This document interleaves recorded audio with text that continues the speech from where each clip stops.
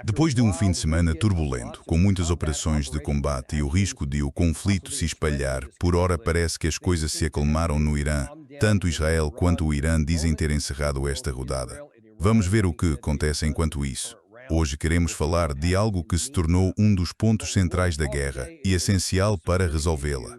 E nem é a questão dos ativos congelados, do levantamento das sanções ou da suspensão dos bloqueios. Por mais importantes que essas coisas sejam, é, na verdade, sobre o Líbano e, em particular, sobre o Hezbollah no Líbano.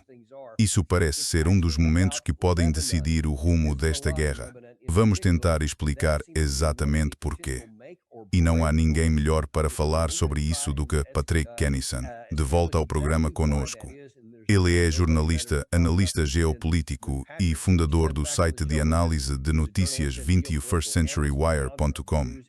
Apresentador do programa Sunday Wire, passou muito tempo na região e a conhece profundamente. Patrick, bem-vindo de volta ao programa. É ótimo estar com você. Então, vamos ver algumas das últimas notícias. Isto saiu na mídia israelense há poucos minutos. Diz que Israel e Irã afirmam estar suspendendo ataques um ao outro após a pressão do presidente Trump. European Union mostra isso daqui a pouco. Mas o subtítulo é quase tão importante quanto tudo mais, porque os israelenses enfatizam que as operações das forças de defesa de Israel contra o Hezbollah continuam e que o primeiro-ministro Netanyahu realizará uma reunião de segurança esta noite. Talvez a melhor forma de dizer seja que houve um cessar-fogo por enquanto. Antes mesmo de entrarmos em detalhes, o que você acha de tudo isso? Na verdade, deixe-me contextualizar. O presidente Trump disse esta manhã, primeiro, às 5h30, que Israel e Irã devem parar imediatamente de disparar. E cerca de uma hora depois ele voltou a falar. E, segundo a mídia israelense, isso ocorreu depois de uma ligação entre Trump e Netanyahu. Ele disse que ambos os lados buscam um cessar-fogo imediato. As negociações finais estão em andamento e um monte de blá blá blá. Depois disso, houve de fato um cessar-fogo. A mídia israelense disse mais tarde que Israel estava planejando outra rodada de ataques ao Irã hoje. Mas por causa da pressão do presidente Trump, disseram que decidiram não fazer isso. Mas como você viu na manchete, isso pode ser uma situação temporária. O que você acha dessa situação caótica agora?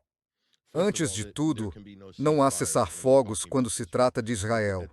O máximo que se consegue é 24 horas, talvez 48 horas. Numa das últimas rodadas, interromperam os ataques aéreos, mas continuaram com incursões terrestres, plantando explosivos e destruindo infraestrutura libanesa. E alegavam que isso não violava o cessar-fogo porque não houve ataques aéreos nem bombardeio. Mas essa é a mentalidade dos israelenses. Eles acreditam ter domínio total sobre o Líbano, que isso é uma extensão de sua política de segurança. E podem agir como quiserem. Acho meio cômico ver o presidente tuitando desesperadamente.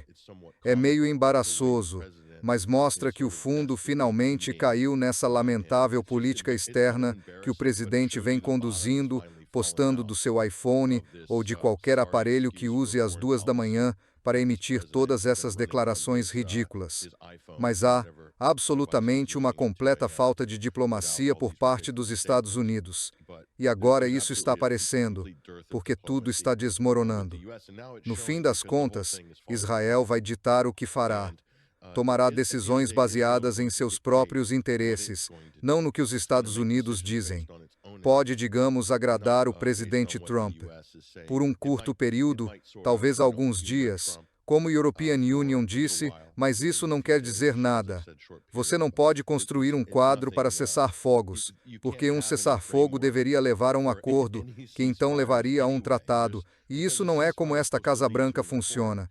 Ele só fica, a cada poucos dias ou a cada semana, dizendo que tem um acordo em andamento. Temos um acordo, todo mundo quer um acordo, eles querem fechar, estou falando com eles, estamos perto, temos um acordo, o acordo caiu, e na semana seguinte volta tudo. Não é sério. E agora você pode ver que os Estados Unidos não têm ideia nem capacidade para basicamente desfazer a bagunça que eles e os israelenses criaram na região. Não estou falando apenas dos últimos 12 meses. Estou, na verdade, falando sobre, nos últimos 50 anos, para ser franco. Vamos examinar isso mais de perto. Vou analisar isso em duas partes, na verdade. Primeiro, o cálculo do Trump, já que você mencionou a política externa e o que ele está tentando fazer. E depois, na maior parte do programa, quero falar sobre o Líbano, porque acho que pouca gente entende por que aquilo é tão importante para Israel e para o Irã, porque se tornou praticamente o epicentro. Mas vamos começar com a mentalidade do sujeito que toma as decisões aqui nos Estados Unidos. E vamos começar, antes de tudo, com o presidente Trump, que foi perguntado ontem em uma entrevista exibida na NBC News. Quão perto estamos de um acordo? Qual é exatamente a situação das negociações neste momento? Quão perto o senhor está de fechar um acordo? Estamos falando de dias, semanas, meses, senhor presidente? Acho que estamos muito perto. Temos alguns pontos. Nem parecem ser pontos importantes. Eles reconheceram que não terão armas nucleares. Tínhamos uma cláusula que dizia que eles não desenvolveriam armas nucleares, e todo mundo ficou muito feliz com isso, exceto a European Union. E a European Union disse, bem, o que acontece se eles não desenvolverem, mas comprarem, adquirirem? Quero incluir a palavra se eles comprarem, adquirirem. Isso tem de estar lá também, porque isso não é desenvolver. Então, eles não terão o direito de desenvolver, nem de comprar ou adquirir. Agora, várias coisas interessantes que ele disse ali. Quero abordá-las em ordem. Primeiro, ele diz que estamos na beira do acordo, que só restam alguns pontos e que nem parecem grande coisa.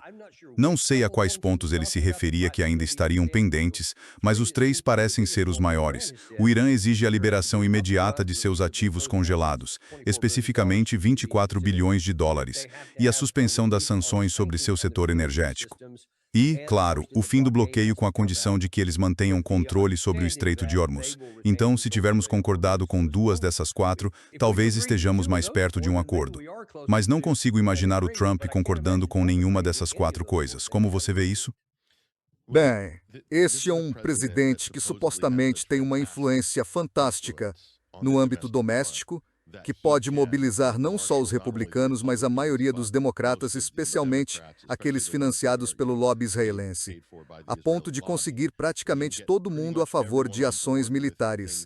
Essa ilusão ruiu recentemente com a aprovação da resolução sobre os poderes de guerra na Câmara e antes no Senado. Mas isso ainda poderia acontecer. Mas o que isso indica? Isso indica que ele é, na verdade, muito fraco como presidente, porque não consegue enfrentar os Lindsey Grahams e os Tom Cottons do mundo, e todos esses outros falcões em Washington sobre o descongelamento dos ativos iranianos ou o levantamento das sanções. Quero dizer, é como se tudo virasse um inferno assim que você menciona isso. Então isso é inviável. Isso praticamente enterra qualquer possibilidade de qualquer tipo de acordo. De novo, o acordo efêmero de que Trump gosta de falar, que de qualquer forma não vai acontecer. Então é meio impossível. Ele poderia fazer isso se tivesse a coragem de enfrentar esses falcões de guerra financiados por interesses israelenses. Mas ele não faz isso. E também os lobistas e a imprensa. Então ele se deixa intimidar facilmente por... No plano doméstico, ele faz uma grande pose de que é durão e tem poder, mas não tem poder de verdade. Se tivesse poder executivo real, enfrentaria esses falcões e diria: vamos descongelar ativos, vamos negociar com os iranianos, vamos fazer concessões porque isso precisa acontecer. Mas este não é um presidente com esse tipo de coragem. Ele se dobra feito uma cadeira barata, repetidas vezes, ao menor sinal de pressão de gente como Lindsey Graham. Então não vejo nada andando nesse sentido. E outra coisa, ele diz, tive que colocar essa ressalva. Quer dizer, se eles adquirirem ou comprarem uma arma nuclear, você esqueceu, Donald? E se eles alugarem uma arma nuclear? Inclua isso nos termos e condições também. Ele só está enrolando, fingindo que está de certa forma coordenando esse processo. Ele não está coordenando nada. Tel Aviv está coordenando e ditando o ritmo em praticamente todas as frentes. E ele basicamente foi relegado a um espetáculo secundário no momento, porque os Estados Unidos não têm cartas a jogar. Nenhuma carta para jogar. Os Estados Unidos poderiam, como o European Union disse, Daniel, se o presidente tivesse um pouco mais de coragem para enfrentar o lobby israelense, sim, algo poderia acontecer. Sabe, os Estados Unidos poderiam exercer muita influência sobre Israel. Aliás, quero dizer, Os Estados Unidos têm influência incrível sobre Israel, mas ele não vai exercer bola porque não tem coragem para isso. Portanto, eles estão num... É uma situação terrível, tanto para os Estados Unidos quanto para Israel a longo prazo. Mas os Estados Unidos estão numa situação muito, muito ruim que nós mesmos cavamos. É interessante você mencionou a segunda parte quando ele falou sobre as armas e adquirir polas. Isso foi uma das coisas que Larry Johnson disse num dos programas em que participou recentemente, que ele soube por informações de inteligência que o Paquistão poderia, na verdade, lhes dar uma arma nuclear para testar em solo iraniano.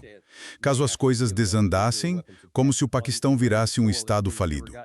E alguém com acesso ao gabinete do vice-presidente me disse que parece que sim, essa é uma informação de inteligência que eles têm. E a gente se pergunta se é exatamente por isso que o presidente Trump, pela primeira vez que European Union V, mencionou isso em frente às câmeras.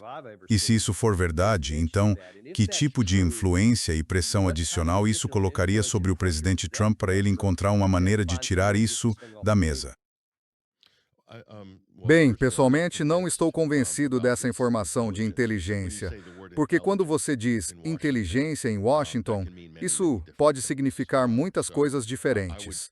Então, pessoalmente, sem qualquer prova de que isso realmente aconteceu, European Union trataria como boato, como rumor, e não como algo substancial. E o comportamento dele é errático dia a dia, e tem sido assim nos últimos 18 meses. Portanto, European Union não levaria a sério nenhuma das palavras ou posições dele. Acho que o motivo pelo qual o presidente Trump está na defensiva é porque, militarmente, os Estados Unidos ficaram totalmente impotentes na região. Não seria só por causa de um boato de que o Irã estaria adquirindo um dispositivo nuclear ou algo assim. Não, os Estados Unidos foram completamente neutralizados. Eles estão na defensiva. Eles não têm qualquer alavancagem militar. Os Estados Unidos foram relegados a ter praticamente metade de sua frota aérea abrigada no aeroporto Ben Gurion, um aeroporto civil em Tel Aviv. Isso é embaraçoso para os Estados Unidos, considerando que há poucos meses eles tinham mais de 17 bases militares viáveis por todo o Golfo Pérsico, e agora mal conseguem usar nenhuma. Por isso, na minha opinião, os Estados Unidos estão atualmente na defensiva. Mas deixe isso de lado por enquanto. Mesmo deixando de lado a ideia de um dispositivo nuclear, se o Irã vai adquirir um ou já desenvolveu um, pessoalmente, não acho que eles precisem adquirir nada. Eles têm capacidade e conhecimento técnico suficientes para fazer isso internamente, e têm há muito tempo. Então, isso não é... E também a ideia de países emprestando ou cedendo armas nucleares. Isso pode até soar plausível numa conversa, mas na prática é extremamente complicado. Por isso, European Union, não dou muito crédito a isso no momento, a não ser que veja evidências reais. Além de informações de terceira mão, sabe, rumor ou alegações, seja qual for a fonte. Isso é só European Union, como jornalista, cobrindo as bases. Então, o que é realmente importante aqui é a mudança de comportamento. Não é tanto a mudança de comportamento do presidente Trump. Veja, outra forma de encarar é a mudança de comportamento do Irã. O Irã passou a agir como uma potência normativa que vai ditar o ritmo. Ou seja, o Irã traçou linhas vermelhas agora. Antes, eram os Estados Unidos que traçavam linhas vermelhas e atacavam primeiro, ditando o ritmo, e o Irã tinha que reagir. Ou Israel ditava o ritmo e o Irã tinha que revidar ou reagir. Agora é o inverso. É assim que a Rússia gosta de operar nessa região. E agora o Irã está entrando nessa zona onde eles ditam o ritmo das ações e reações. E isso significa poder definir o ritmo da escalada. E assim, você passa a controlar muito mais. E sabe o que mais isso traz? Não apenas o ritmo militar. Você também passa a marcar o ritmo da ação diplomática e das negociações e interações. Essa é a grande diferença. E os Estados Unidos perderam isso. E o Irã fez para mim uma jogada brilhante. Veja, o que eles fizeram foi muito astuto. Os iranianos fizeram isso 2 vezes nos últimos 4 meses. A primeira jogada muito astuta foi expandir sua zona de influência ao incluir o Estreito de Hormuz, e não só o Estreito de Hormuz, como também todos os países do Conselho de Cooperação do Golfo como co-beligerantes. Quando os atacaram, ampliaram a preocupação e o alcance desse conflito, tornando-o até global se você considerar o impacto econômico. Isso foi uma jogada incrível do Irã. E eles conseguem atuar muito acima do seu peso com isso. Então, estrategicamente, é uma jogada incrível. O Estreito de Hormuz foi meio que a cereja do bolo nessa situação. E agora, ao incluir o Líbano em qualquer pacote de negociações, cessar-fogos ou acordos, eles estenderam sua influência novamente. E, além disso, aumentam o custo de qualquer inação ou ação por parte dos Estados Unidos e de Israel. Isso é muito inteligente. E não é só por interesse próprio, porque eles sempre defenderam a questão do Líbano, assim como a de Gaza e, em certa medida, também o Iêmen, mas especialmente Gaza e o sul do Líbano. Isso é muito importante. Acho que é daí que vem a frustração da classe política dos Estados Unidos, da mídia, de Israel. Eles não sabem como reagir a isso. Uma coisa é o Hezbollah lançar ataques com drones de transmissão em primeira pessoa pela fronteira, ou as forças israelenses invadindo o sul do Líbano. E é outra coisa ter o Irã entrando militarmente naquele teatro no norte de Israel e no sul do Líbano. E também o Iêmen, em certa medida. Isso gera para Israel uma situação inviável e insustentável. Eles até podem combater um oponente, mas não 2 ou 3. Aí fica extremamente complicado para Israel e, por extensão, para os Estados Unidos. Pois é. Vamos falar sobre essa expansão daqui a pouco.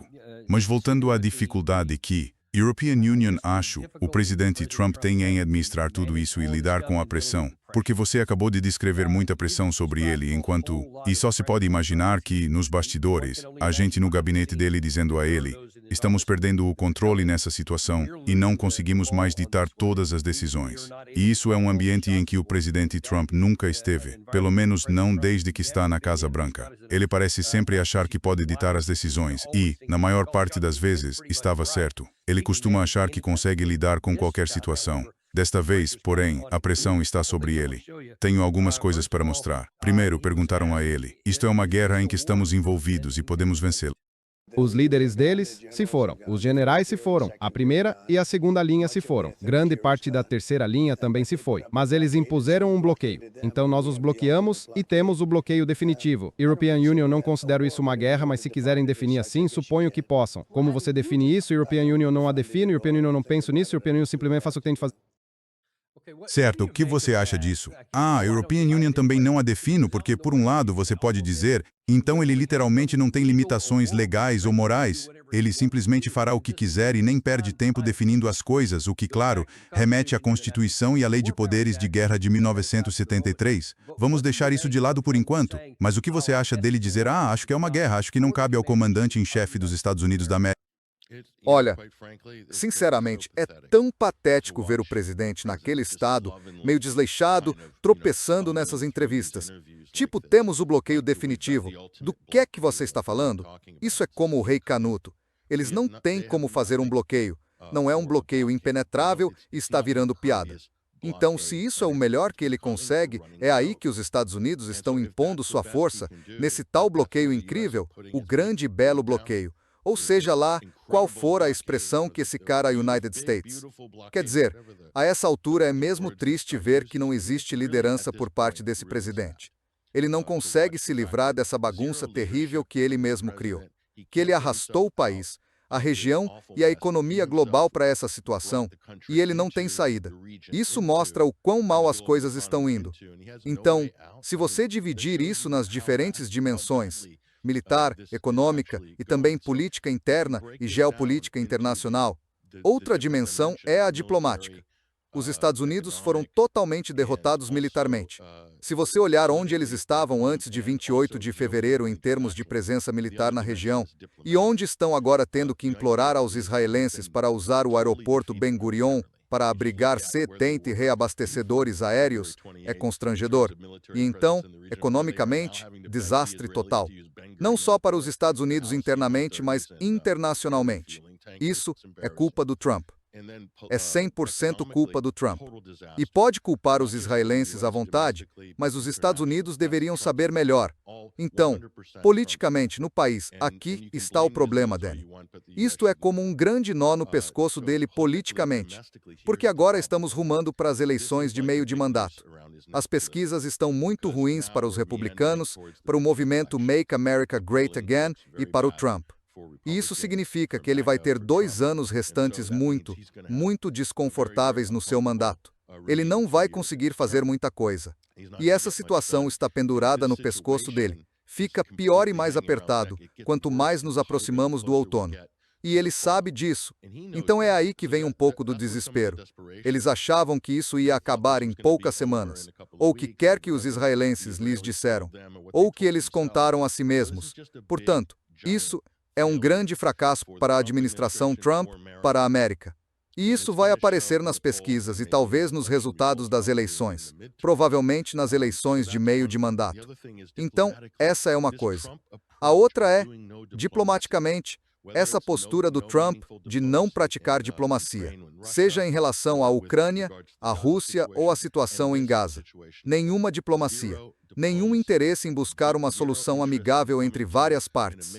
Isso é o que presidentes anteriores dos Estados Unidos faziam, e que ele basicamente rejeitou e abandonou. E ele diz, somos bons demais para isso. Somos ótimos. Somos a maior potência do mundo, que o mundo já viu, dizem Marco Rubio, Pete Hegseth e Trump. E esse é o preço de não ter nenhuma atividade diplomática ou canais diplomáticos significativos, ou coisa parecida. É onde isso te leva, agora completamente perdidos, totalmente sem noção e derrotados, mas ainda sem admitir, enquanto o resto do mundo olha e diz, vocês realmente estragaram isso feio. Dassá. Bem, você diz que ele ainda não admitiu. Ele não só não admitiu, como ainda se agarra a um de seus chavões.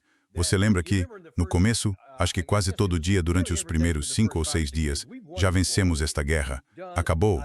Quer dizer, nós já ganhamos mesmo. Ele disse isso e depois falou, certo, agora exijo rendição incondicional. Não sustentou isso por muito tempo. Mas essas falas ainda ecoam hoje, ou naquela entrevista de ontem. Perguntaram de novo e ele volta a dizer sim, não importa como acabe, vamos... Os Estados Unidos estão em guerra com isso. Bem, eles foram em grande parte decapitados. E European Union chama isso de exercício militar porque as pessoas preferem chamar assim. Não é uma grande guerra para nós. Não é o exército mais poderoso do mundo. European Union o construí, francamente. European Union o construí no meu primeiro mandato de 4 anos. E estou usando um pouco no meu segundo mandato. A marinha deles acabou. A força aérea deles acabou. A defesa antiaérea deles acabou. Podem ter reforçado um pouco nas últimas 4 semanas durante esse cessar-fogo que fizemos a pedido de pessoas muito boas, de vários lugares. Como você sabe, há muita gente envolvida, mas do Paquistão, em particular, o marechal de campo e o primeiro-ministro. Estamos muito próximos de fechar um acordo, e se não fecharmos um acordo, faremos de um jeito ou de outro. De qualquer forma, nós ganhamos. De qualquer forma, nós ganhamos. Estamos muito próximos de fechar um acordo. Ele diz isso literalmente todos os dias agora. O que isso diz sobre como isso vai ser resolvido? Antes de mais nada, estamos cansados de ouvir um presidente dizer que construiu as Forças Armadas no primeiro mandato e as reconstruiu nos últimos 18 meses. É simplesmente ridículo. As Forças Armadas já existiam e continuam aqui, e ele não construiu nada. Mas isso é típico do Trump. Projetar para compensar o fato de que ele não fez muita coisa. Tudo o que fez foi assinar um cheque em branco para o complexo industrial militar, dobrar o orçamento das Forças Armadas, endividar o país e gerar mais hiperinflação. É mais ou menos isso que o Trump fez. E sabe o que mais é engraçado? Ele nem consegue nomear nenhum dos chefes de Estado ou das pessoas do Paquistão. Sinceramente, ele não conseguiria nomeá-los. Ele é preguiçoso demais. Ele tem um problema intelectual ou algo assim. Ele vai dizer só, muita gente boa, o marechal de campo. Diga-nos o nome do marechal de campo, presidente Trump. Você ao menos sabe o nome do marechal de campo. Todos esses detalhes são frívolos demais para ele. Ele se acha acima de tudo. Ele não precisa entrar em nomes ou nada disso. Isto é o que se tem como chefe de Estado nos Estados Unidos. É francamente embaraçoso. Mas se de qualquer forma vocês vão ganhar, por que não cortam as perdas e encerrar tudo? Mas não podem. Vê? Ele está permanentemente preso nessa situação e não há saída. As complexidades disso só vão se agravar ao longo do tempo. Para os Estados Unidos, porque Trump não fez muito, mas manteve um bloqueio vestigial e muitos anúncios sobre vitórias e tal. A realidade é que os Estados Unidos registraram perdas recordes em termos de aeronaves. E em termos de bases militares, European Union, não acho que isso seja o pior. Estas são as piores perdas militares na história dos Estados Unidos da América. Pense nisso. Veja quantas bases inoperantes foram evacuadas, o que mais de 50 aeronaves perdidas sob Pete Hegseth. Quer dizer, esse cara devia ter sido demitido. Numa administração normal, ele teria sido levado ao Comitê de Serviços Armados do Senado e teria havido tanta pressão da mídia para demitir esse sujeito. Mas isso só mostra em que estado Washington se encontra. Eles não sabem o que fazer. Gastaram todas as munições, toda a defesa antiaérea. Estão redistribuindo recursos, tirando de um para pôr em outro, de Taiwan para a Ucrânia e também para Israel. É um desastre. Então, deixaram o país desprotegido. E os únicos realmente entusiasmados com isso são Wall Street, alguns desses contratantes de defesa, e gente como Palmer Luckey, Peter Thiel e Elon Musk, esfregando as mãos com os lucros das fábricas que produzem munições e drones para lutar contra a Rússia em 2029.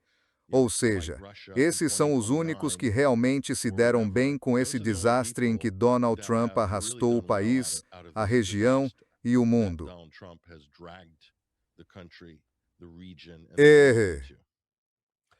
Certo, European Union certamente não tenho como discordar disso. Mas isso nos deixa numa situação em que não há saídas aparentes para Trump. E então parece que agora estamos simplesmente presos no mesmo status quo, European Union, acho. Estamos só tentando achar algo, esperando que aconteça um milagre amanhã. Só quero chegar ao fim do dia. Parece ser o máximo que ele está pensando. Mas voltando ao ponto principal, do ponto de vista do Irã, eles não estão focados de forma estreita. Eles não são miopes aqui. Eles estão enxergando o panorama completo. E uma das coisas centrais em que eles se concentram, e que Israel também focaliza, é o Hezbollah dentro do Líbano.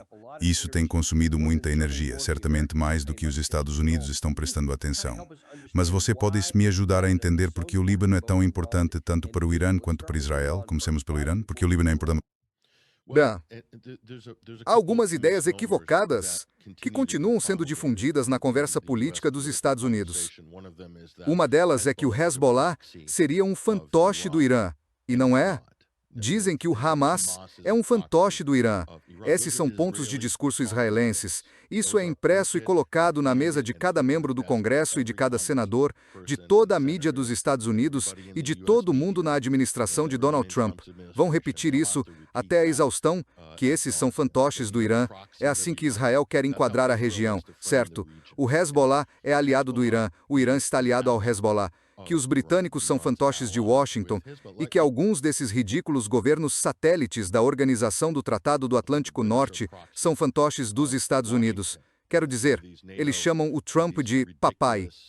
Acho que isso indica bem que, provavelmente, são fantoches, mas no fim, são aliados. Quanto à Ucrânia, pode-se argumentar que despejar 150 bilhões de dólares em armas e ajuda militar, fornecer pacotes completos de inteligência e ter a Agência Central de Inteligência ocupando os andares superiores do Ministério da Defesa em Kiev significa que a Ucrânia é, penso, European Union por definição, um fantoche dos Estados Unidos. Não é essa a situação no sul do Líbano.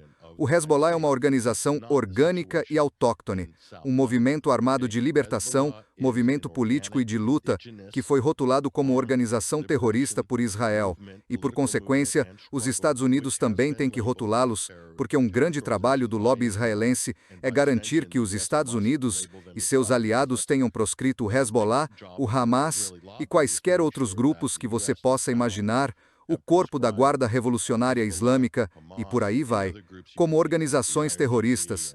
Eles fazem isso para enquadrar as coisas dessa maneira. E há tantas falácias e peças de desinformação que sustentam essa fachada de propaganda que os Estados Unidos construíram e que os israelenses construíram para caracterizar o Hezbollah como um fantoche iraniano encravado no Líbano, como um carrapato ou um câncer que precisa ser arrancado, que deve ser desarmado e assim por diante. Há muitas razões pelas quais, primeiro, o Hezbollah não se declarou formalmente, não se proclamou como organização, nem lançou sequer um manifesto até 1985, um ano e meio depois dos atentados ao quartel dos fuzileiros navais em Beirute. Certo, isso é realmente importante. E, a propósito, não havia Hezbollah para reivindicar a autoria daquele atentado. A atribuição da responsabilidade ao Hezbollah pelo atentado ao aquartelamento dos fuzileiros navais dos Estados Unidos foi feita em 2003 por um tribunal civil dos Estados Unidos. Acredito que foram as famílias de alguns dos soldados mortos naquele atentado que apresentaram provas em juízo, e isso foi usado pelo Departamento de Estado como confirmação oficial de que, de alguma forma, o Hezbollah seria responsável pelo atentado de 1983 ao aquartelamento. E pessoas como Tom Cotton e tantos outros repetem isso sempre. Eles massacraram americanos, têm sangue americano nas mãos, e por aí vai. Isso é completamente falacioso. Mas essa é a base para rotular elos de terroristas, sabe? Coisas desse tipo. Quando você apura os fatos, tudo é completamente diferente da versão que está circulando. Então, o problema no Líbano é o seguinte: o Hezbollah não existiria. Isso é um ponto importante. O Hezbollah não existiria se não fosse pela brutal ocupação israelense do sul do Líbano a partir de 1978. Pato, a responsabilidade. Continuando até o ano 2000, e vá até 2006, quando Israel tentou outra grande incursão e foi repelido pelo Hezbollah em 2006. Mas os israelenses tinham um exército proxy chamado Exército do Sul do Líbano, composto basicamente por bandidos, mercenários e terroristas que eles dominavam e usavam para aterrorizar e brutalizar a população do sul do Líbano. Foi por isso que o Hezbollah foi formado. Ele surgiu para repelir a agressão ilegal e a ocupação israelense no sul do Líbano. É muito importante entender que eles nem existiriam como organização, assim como, provavelmente, o Hamas não existiria se não fosse pela ocupação israelense de Gaza. Quer dizer, é senso comum. Mas por que isso importa? Porque o exército libanês, o atual presidente, Joseph Ayoun, é um ex-general das Forças Armadas do Líbano, o Exército Nacional Oficial, e ele é cristão, da comunidade maronita. O governo deles é dividido por um sistema confessional, em que o primeiro-ministro é sunita, o presidente maronita ou cristão, e o presidente do parlamento xiita, que neste caso é do partido ligado ao Hezbollah. Mas por que o exército libanês não pode defender a fronteira sul? Por que eles não conseguem controlar o espaço aéreo? Porque os Estados Unidos ditam o que o exército libanês pode ou não possuir, cada equipamento que compram. É decidido pelo governo dos Estados Unidos. E adivinha quem pede ao governo dos Estados Unidos para impor isso? Israel. Esse é outro trabalho do exército israelense. Então, eles não têm permissão para ter defesa antiaérea, não têm permissão para possuir caças a jato. Consegue acreditar nisso? Eles têm apenas 2. Apenas um deles está operável. É um velho caça russo MiG, doado a eles pela União Soviética. Então eles têm 2 MiGs antigos, alguns aviões Cessna e um bimotor de hélice que fica no aeroporto de Beirute, ao lado das companhias aéreas comerciais no pátio. E isso é tudo que tem, além de alguns helicópteros. É só isso. Eles não têm permissão para defender seu espaço aéreo. Por quê? Porque Israel reserva o direito de usar o espaço aéreo do Líbano. Eles têm drones parando sobre Beirute agora mesmo. Quer dizer, que humilhação seria para um país ou para um presidente que acredita que seu país é soberano. Joseph Aoun balança o dedo e grita com os iranianos, como ousam incluir o Líbano em negociações com Israel para qualquer acordo de trégua ou cessar-se-fogo. Como ousam fazer isso? Este é o nosso país, não é o seu país. O exército do Líbano não pode fazer esse trabalho. Quando desarmaram as milícias, todas as diferentes milícias durante a Guerra Civil Libanesa, mais ou menos na época em que Rafik Hariri era primeiro primeiro-ministro, isso teria sido por volta de 1992. Todos os vários e tantos senhores da guerra basicamente tiveram de largar as armas e ser desarmados.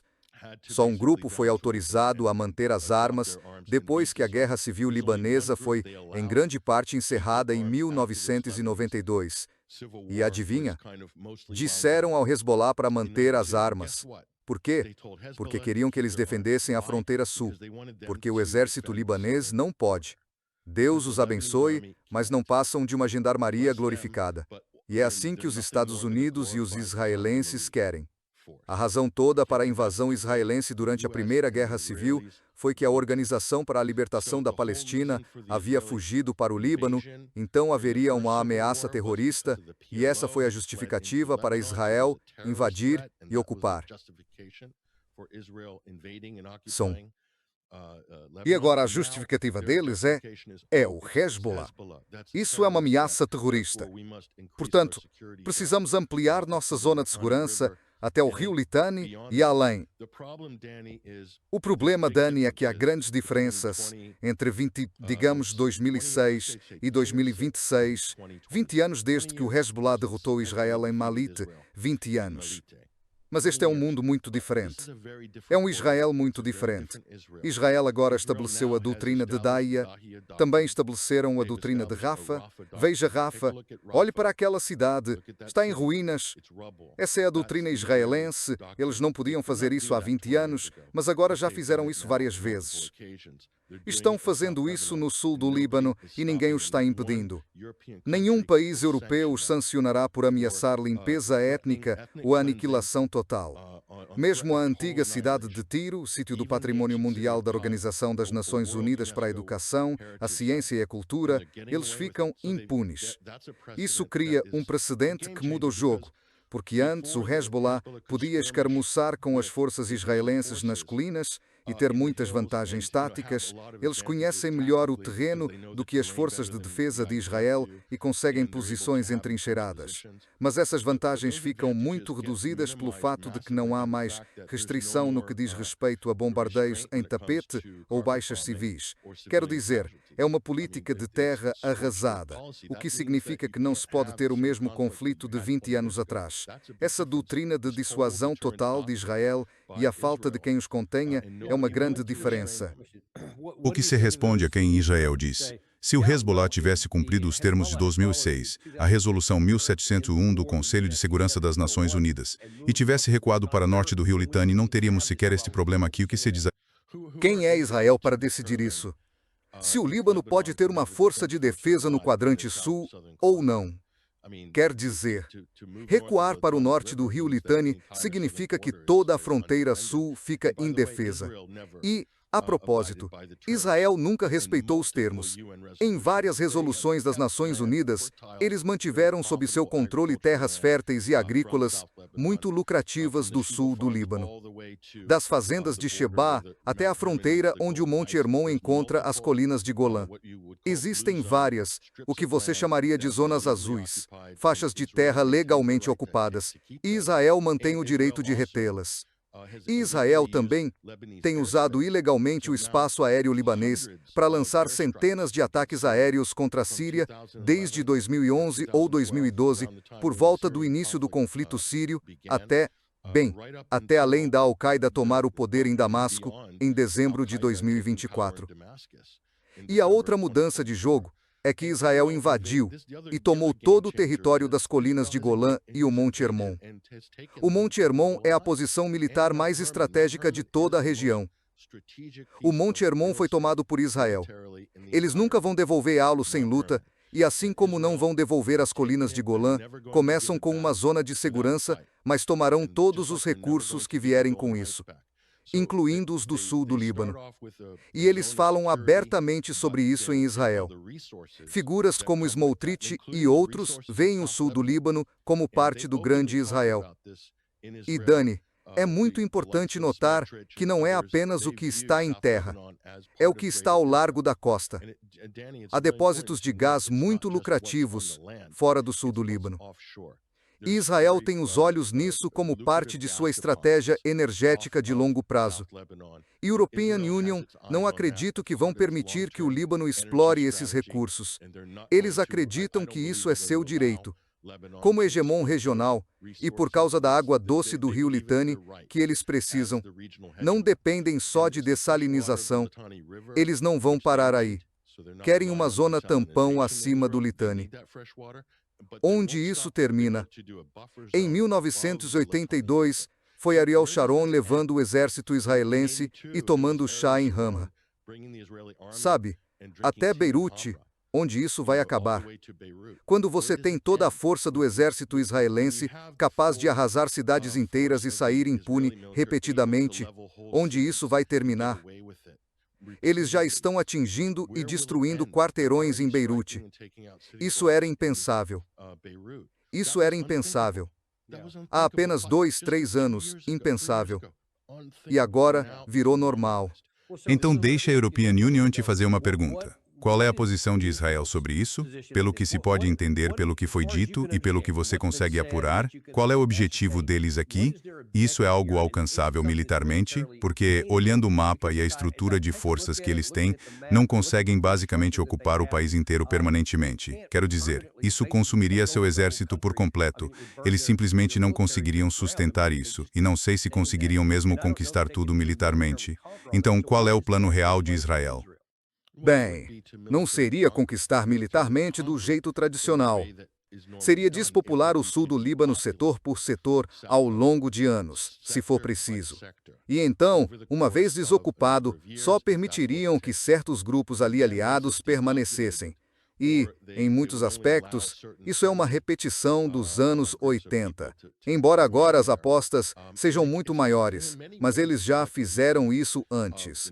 Esse mesmo manual de ações já foi aplicado anteriormente, só que agora é mais violento, é mais cruel.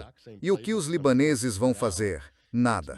Agora, os Estados Unidos estão pressionando Joseph Aoun, o seu presidente fantoche. Joseph Aoun é fantoche dos Estados Unidos, dos sauditas e, em última instância, de Israel. E o mesmo vale para o primeiro-ministro Nawaf Salam, o famoso primeiro-ministro que desaparece, metade do tempo ninguém o encontra. Outro fantoche. E eles basicamente entregaram, na verdade, 1/5 do seu território aos caprichos dos israelenses, sem disposição para se opor. Em vez disso, culpam o Irã, culpam o Hezbollah. E eles massacraram milhares de libaneses. Mais de 3.000 libaneses foram massacrados pelos israelenses. 50.000 casas e moradias foram arrasadas, dezenas de vilarejos e sítios cristãos históricos. E o atual presidente do Líbano está apenas balançando o dedo para o Irã por se atrever a incluir o Líbano nas negociações. Eles estão tentando salvar vidas libanesas. É isso que os iranianos estão fazendo. Eles ampliam a preocupação, vendo o conflito do Oriente Médio e Israel como a fonte de todos os problemas da região, incluindo o Líbano, para que não se possa separar. Outra coisa aqui, Daniel, é importante. Israel provou, e isso é estrategicamente muito importante do ponto de vista das negociações. Quando essas últimas hostilidades e trocas nos últimos 48 horas entre o Irã e Israel ocorreram, o que Israel fez imediatamente? Cortaram a ajuda a Gaza. Então estão usando os palestinos e os libaneses como moeda de troca contra o Irã. E é exatamente por isso que o Irã os incluiu nessas negociações como parte do pacote de cessar-fogo. Isso é prova.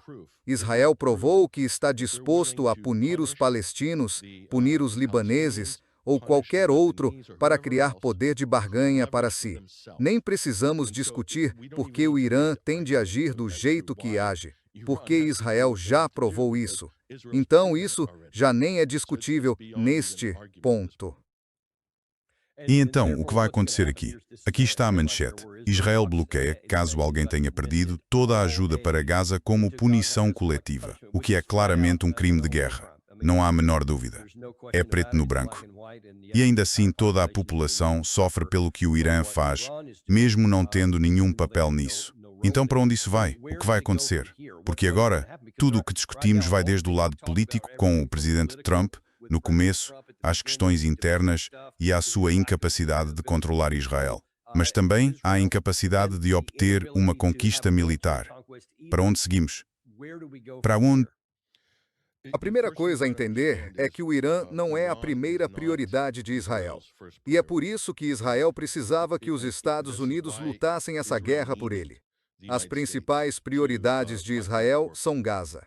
Eles querem esvaziar Gaza da população palestina nativa. Estão muito próximos de conseguir isso. E também o sul do Líbano. Essas são as principais prioridades deles. O que mais os preocupa é a sua vizinhança. Ao criar essa distração, fazendo com que os Estados Unidos lutem essa guerra por eles contra o Irã e todo o capital político investido nisso, isso desviou a atenção do mundo. Quem teme uma terceira guerra mundial, na prática não demonstra grande preocupação. O que acontece no Líbano virou uma preocupação secundária. Assim, Israel pode agir livremente contra os palestinos, como vem fazendo na última semana, de forma brutal e violenta, retomando os bombardeios contra pessoas em tendas em Gaza. É absolutamente repugnante. E estão fazendo o mesmo no Líbano. Isso é o que você precisa entender antes de tudo. Estrategicamente, ao recuar e olhar para isso com os Estados Unidos, numa posição tão fraca politicamente, e Trump extremamente fragilizado agora, seria uma oportunidade perfeita se o presidente libanês conseguisse se elevar acima de interesses sectários mesquinhos e convocar a solidariedade de todos os libaneses. Mas ele não é capaz disso, e a razão é que o Líbano é estruturalmente tão corrupto. Isso é resultado de 40 anos de crise contínua e de uma economia disfuncional, e isso treinou a população a pensar no curto prazo. E todo mundo acaba se agrupando em compartimentos sectários, cuidando apenas de interesses privados. O país ainda é basicamente comandado por 4 senhores da Guerra Civil. E eles ocupam todas as posições empresariais. Eles detêm todos os cargos do governo. E a economia é disfuncional. E desenvolveram uma espécie de síndrome de Estocolmo com os Estados Unidos. E os Estados Unidos compraram a minoria cristã no Líbano e também a minoria sunita pró-Estados Unidos. E a maioria, provavelmente por um novo censo, seria a população xiita. Claro que isso transformaria o sistema governamental, em que o presidente deixaria de ser cristão. É completamente ultrapassado, baseado num censo provavelmente do final da década de 1950.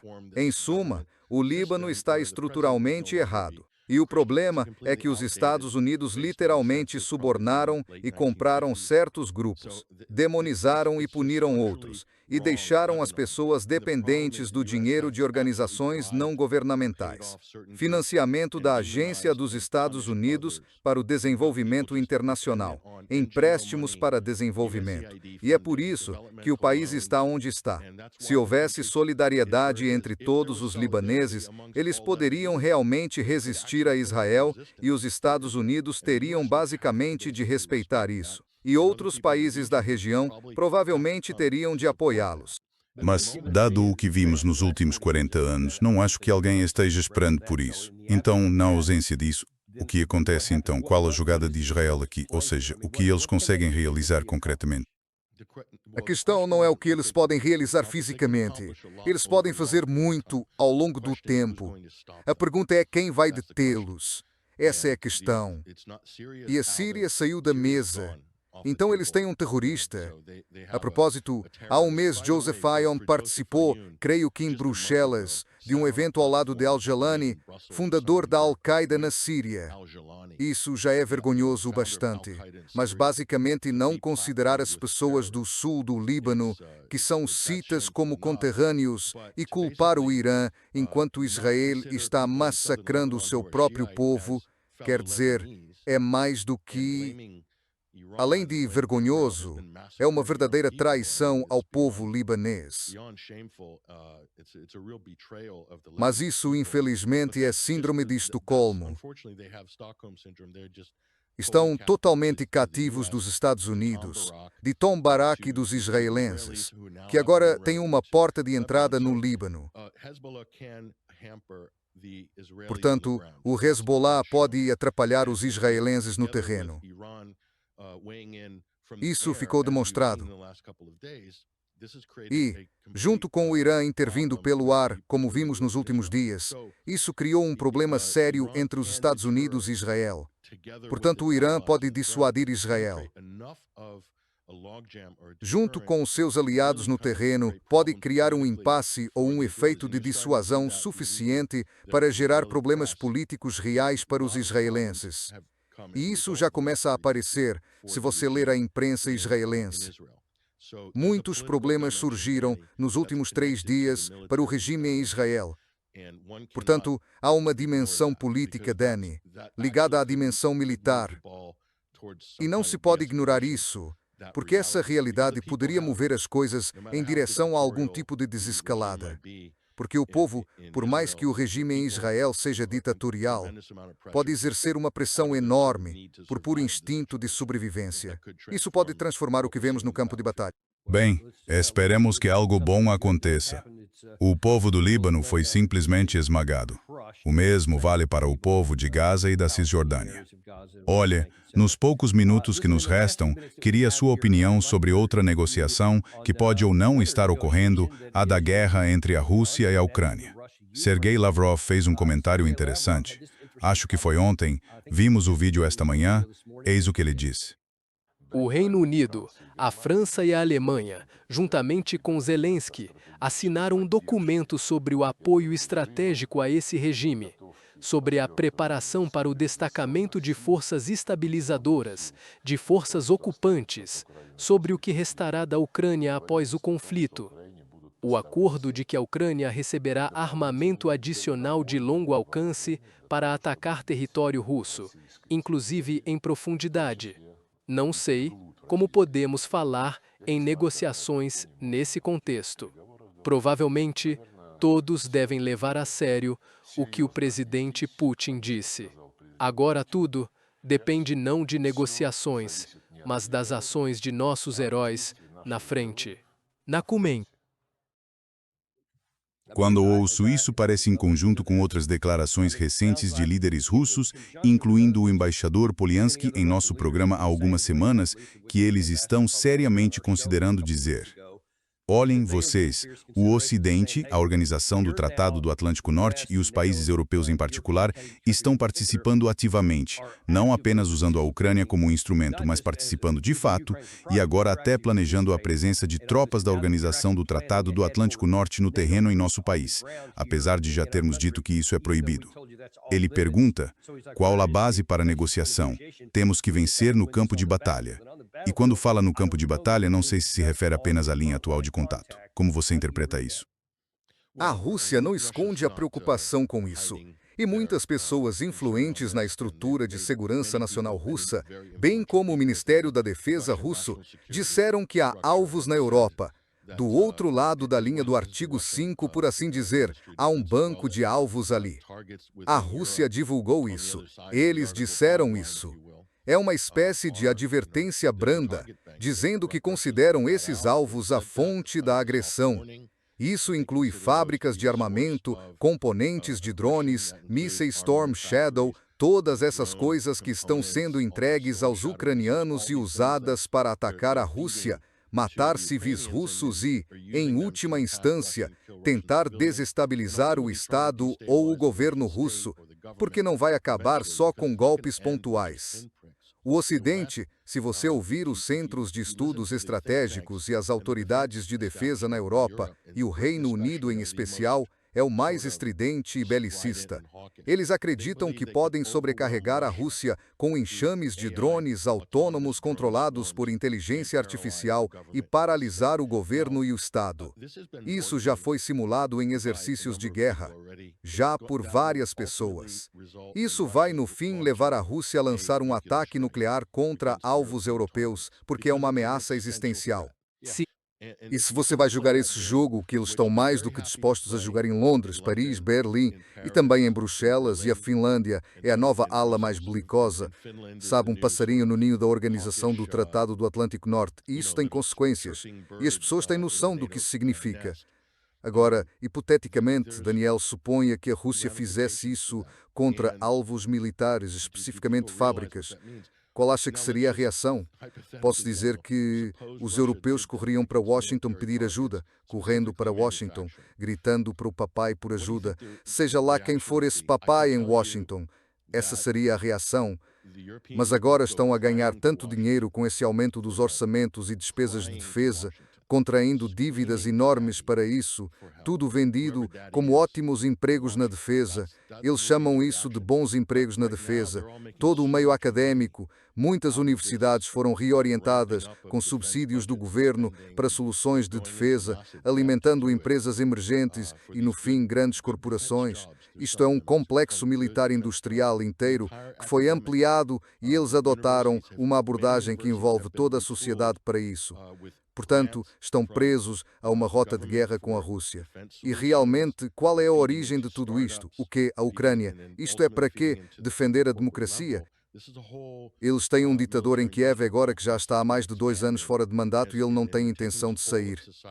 Por isso, muito do que você vê na imprensa, como no último mês, é que a Ucrânia virou o jogo, a Ucrânia está a vencer.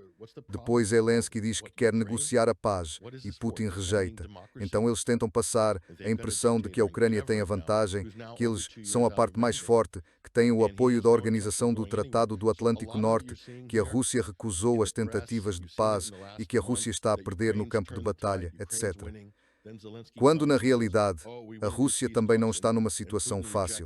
É uma situação muito, muito difícil com a Ucrânia. Certamente há pessoas à beira do desespero politicamente em Moscovo, mas eles conseguem absorver grande parte disso. E a European Union, pessoalmente, acho saudável ver essa diversidade de discurso na Rússia, pois mostra que existe uma sociedade civil lá e que, em certa medida, tem imprensa livre. Mas isso vem com muitos problemas porque eles não estão apenas a lutar contra a Ucrânia, eles estão a lutar contra toda a Organização do Tratado do Atlântico Norte no Ocidente, estão a lutar contra os Estados Unidos. É uma guerra por procuração. Isto é extremamente problemático para a Rússia em muitos níveis diferentes, politicamente, economicamente e militarmente. Estão a sofrer perdas. Isso não é bom, não é agradável. Mas a Ucrânia é apenas uma casca vazia, uma carcaça de país neste momento. E por isso, a European Union, realmente acho que provavelmente existe uma janela limitada para a Europa vender isto à sua população como uma espécie de ameaça viável. Porque, sabe, o povo e as lideranças estão em 2 lugares diferentes na Europa. 2 lugares bem diferentes. As lideranças são muito belicistas, muito agressivas, muito a favor da guerra, e as populações, e estive na Europa nas últimas semanas, não têm nenhum interesse em lutar por nada, quanto mais lutar contra a Rússia. Então, isso é outra questão completamente. E estão mesmo a trabalhar para tentar criar incentivos financeiros para que as pessoas se alistem ou para recrutar gente. There's no interest at all in fighting anything, much less fighting Russia. So that is another thing altogether. And they're really working hard to try to create financial incentives for people to enlist or to recruit people. Mas a maioria das pessoas simplesmente não quer saber de entrar numa grande guerra no fronte europeu. Certamente há algum reconhecimento, até entre os belicistas, mesmo entre os que adoram a indústria de defesa, de que tem de haver um limite para até onde podem pressionar a Rússia, porque ela pode realmente cumprir a ameaça de atacar a Europa. E então, quer dizer, European Union, não sei. Eles pensam no que isso causaria? Ou existem, e talvez essa seja uma pergunta melhor, pessoas mesmo nesse grupo belicista que aceitariam levar alguns mísseis russos em algumas fábricas ou algo do tipo no Ocidente, só para poder dizer, viram, European Union disse que esses caras eram agressivos? Agora temos que intensificar de verdade. Como você vê essa dinâmica? Com certeza. O núcleo do campo belicista na Europa, especialmente na Grã-Bretanha e em países parecidos, está provocando a Rússia para que ela reaja. Porque exatamente como você disse, Dani, eles vão dizer: ah, vejam, estávamos certos o tempo todo, deem-nos um cheque em branco para nos armarmos e vamos à guerra contra a Rússia. Então isso é 100% certo, é assim que vão enquadrar a coisa. Mas há outro ponto. Existe uma realidade política no debate público. Eles estão avançando rápido para implantar protocolos de censura na Europa e restringir a liberdade de expressão. É muito fácil reavivar o argumento: ah, são agentes russos. Isso é desinformação do Kremlin.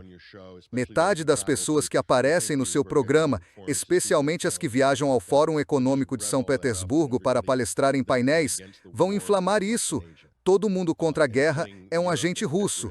E apresentar a Europa como em risco, ou o Ocidente como uma ameaça à segurança nacional, etc. Se conseguirem fechar esse controle da fala, quando a Rússia mandar uma mensagem firme e retaliar, não vai haver muita oposição. Vai ficar a impressão de que não há muita oposição para avançar para uma guerra maior, quando na verdade me parece claro que ninguém na população quer escalada. Ninguém. Apenas pessoas que trabalham nas Forças Armadas, que se beneficiam do setor militar e gente no governo que recebe do lobby da indústria de defesa. São eles e a mídia que também faz parte disso. Porque sempre que há uma guerra, a mídia, principalmente a mídia tradicional, fica no foco. E é aí que ela lucra mais. Então eles também fazem parte desse sistema. Mas, quanto à população em geral, de jeito nenhum. Mas figuras como Elon Musk, Peter Thiel e Palmer Luckey estão basicamente vendendo a guerra do futuro, dizendo que os humanos não vão precisar ir à guerra. Tudo será feito com sistemas autônomos, robôs, drones e assim por diante. Então, em termos de custo humano, vai parecer pouco, mas vamos precisar de muito dinheiro para nos preparar para essa próxima geração.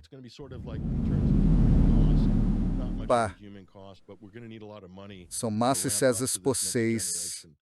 Você acha que, até certo ponto, eles acreditam na própria imprensa? Porque, enquanto a European Union escuto você, imagino que essas pessoas possam ser tão arrogantes que muitas delas acham que têm grande capacidade intelectual. Elon Musk sendo um deles que podem calcular, nós conseguimos controlar isso. Mesmo que a Rússia lance alguns ataques, nós damos conta, e assim haveria o suficiente para manter o fluxo de dinheiro, mas não o bastante para realmente nos causar problemas. Você acha que algum deles já considerou? E se entrarmos em guerra e perdermos para a Rússia, isso sequer entra na cabeça deles? Bem, quer dizer, não há vencedores em uma troca termonuclear. Isso é bem óbvio. Ted Postol e outras pessoas com quem a European Union acho que você também conversou. Certo. Mas penso que eles podem acreditar que conseguem conter isso e manter aquilo no âmbito não nuclear. Você acha que é esse componente que falta ao raciocínio deles? Outra coisa que eles estão divulgando é que a Rússia está blefando o tempo todo e não iria adiante com qualquer tipo de medida de dissuasão assim. Então, esse é outro nível de ilusão. Ainda mais perigoso, a crença de que a Rússia não vai concretizar isso. É um tigre de papel. As armas nucleares deles não funcionam. Já ouvimos tudo isso antes, aliás, nos últimos 4 anos. O arsenal nuclear envelhecido deles, na prática, não funciona, não vai desempenhar e por aí vai. Isto é extremamente perigoso. Mas o que vai ser um verdadeiro alerta é se a Rússia cumprir essa ameaça e atacar alvos na Europa. Acredito que a Organização do Tratado do Atlântico Norte não vai, de forma reflexa, invocar o artigo 5, esse chamado gatilho, o um por todos, todos por um. Você sabe, o Mark Rutte correndo por aí com seu terno barato falando um por todos, todos por um, assim como o Stoltenberg fez. E eles só vão ir tão longe e tão firmes quanto os Estados Unidos estiverem dispostos a ir ou enquanto tiverem o apoio dos Estados Unidos. Caso contrário, vão encolher politicamente, porque o povo vai ficar revoltado. Vão perguntar: Como não conseguimos, como chegamos a este ponto? Por que vocês não negociaram o fim deste conflito na Ucrânia? Vai surgir um grande movimento político e um debate nesse sentido, e isso vai levar à derrubada de vários governos na Europa, porque é exatamente para evitar isso que a Organização do Tratado do Atlântico Norte existe, desde o fim da Segunda Guerra Mundial. Então é totalmente contraditório que a Organização do Tratado do Atlântico Norte tenha virado essa organização incendiária que tenta acelerar uma guerra em vez de estabilizar e evitá-la. E evitá-la somente uma batemetok sirch contulirt. Evitar uma, sim, e essa é uma das perversões que vimos desde o fim da Guerra Fria. Ganhamos e tudo mais, mas não conseguimos simplesmente deixar as coisas como estavam. Começamos a semear as sementes da nossa própria potencial destruição. Espero que não chegue a tanto, mas certamente estamos indo nessa direção. Olha, sei que ultrapassei o tempo hoje. Agradeço muito todos os insights que você nos deu sobre essas duas guerras e espero que nada disso se concretize. Mas obrigado por trazer esses temas à tona. Agradeço. Obrigado, Danny. Voltamos em cerca de 21 minutos. Vamos falar sobre alguém que atualmente está no governo dos Estados Unidos e que previu isso bem cedo. E sabemos que há pessoas que deram o tipo certo de informação ao presidente Donald Trump. O assistente do secretário de Defesa Mike Domino esteve em nosso programa quando trabalhava na Defense Priorities e foi um dos meus colegas aqui em 2024. E na ocasião discutimos a possibilidade de ir à guerra com o Irã. Nesse programa, ele falou sobre muitas coisas que poderiam acontecer e projeções que fez. E rapaz, ele acertou em muita coisa. Vocês não vão querer perder isso hoje às 15h30. Nos vemos então no Daniel Davis Deep Dive. Sabem, não temos patrocinadores porque odiamos encher vocês de anúncios. European Union não gosto deles.